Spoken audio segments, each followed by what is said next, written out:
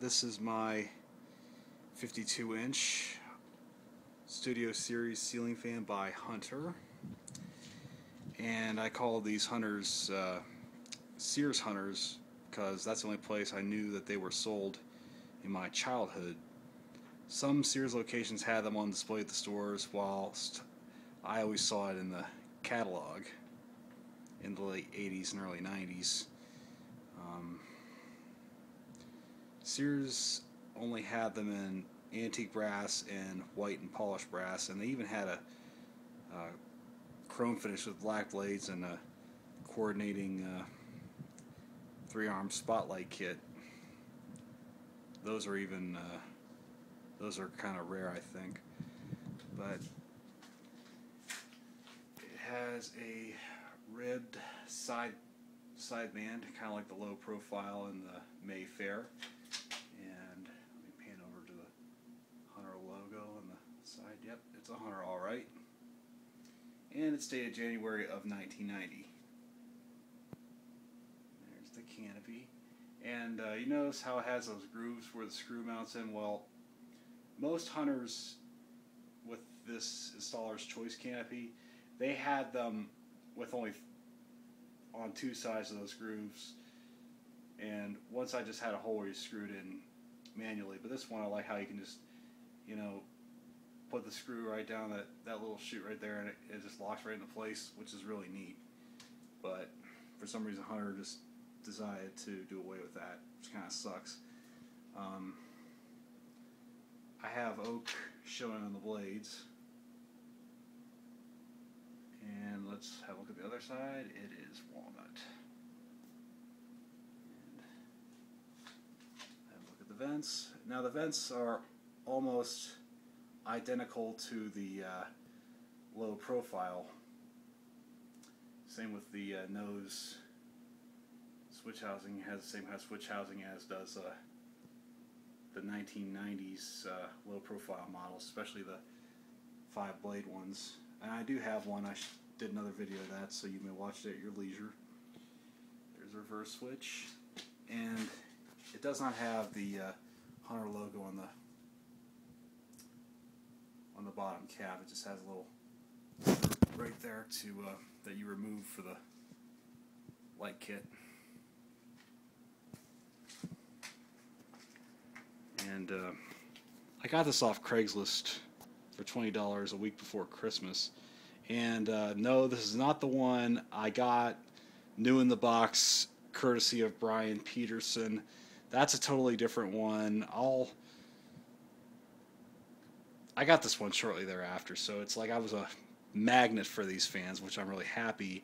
And the seller had an identical one plus a 3-light kit on it, which was manufactured by Gentech Lighting, which Sears stocked in the 90s. It was a 3-arm turtle fitter, kind of like the ones on the Chesapeake.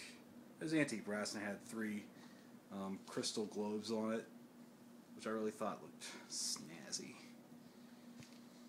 But enough talk, let's rev it up. First on low.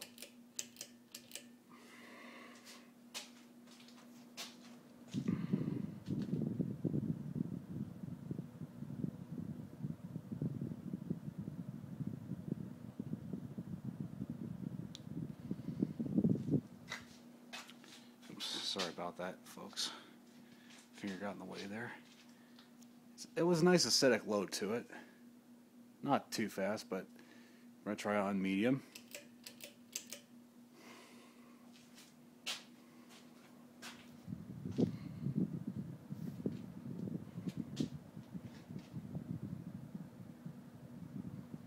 Let's gain more momentum.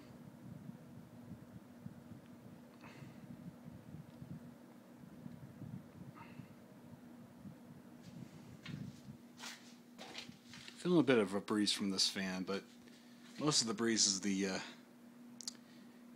air-cool hugger I have set to high, and that thing is it's powerful on high, and a 42-inch hugger can crank out that much air. It's remarkable. But okay, back to our show.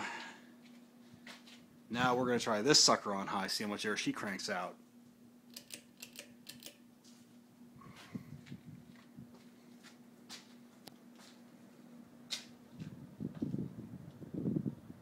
Oh yeah, she's cranking out a lot of air, baby.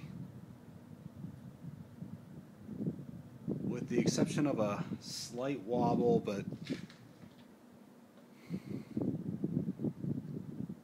I've seen worse.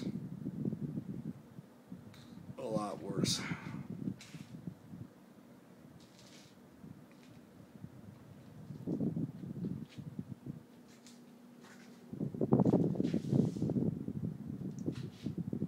It moves a decent amount of air on high. Just what you'd expect from a spinner motor / direct drive motor hunter. The 1990s.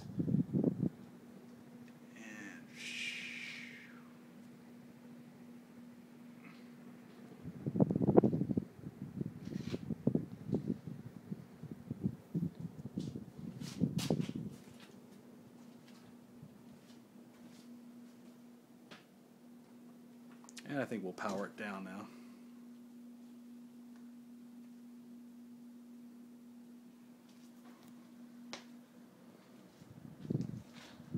Watch it spin down.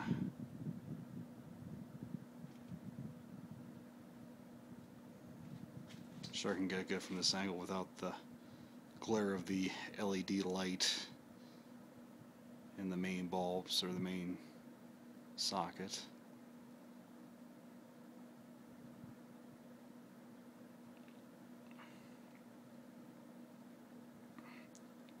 I think the blades might be a little warped on it. I don't know. I'll have to take it apart and check it. I have two spare sets of these walnut / oak hunter blades, and they all looked good. So I might have to swap them out.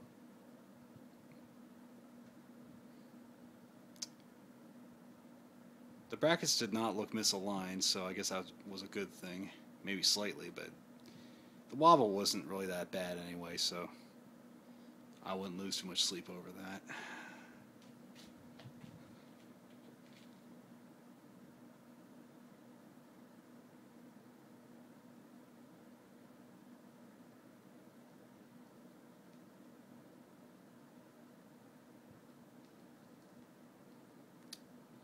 Okay, fan has come to a stop, and it ran pretty stable compared to that last go over there, which has a pronounced wobble to it on high, but that's why I did not add any globes to it this time, because I want to see if it all depends on how well it ran. You know, if it wobbles like that and I can't fix it, then what's the use in putting on the globes? I mean, you know, I won't keep it up if it wobbles like that. I'm going to put something else better in its place, you know, because summer's approaching, and, well, at least for getting more of spring now, the further away we move from winter.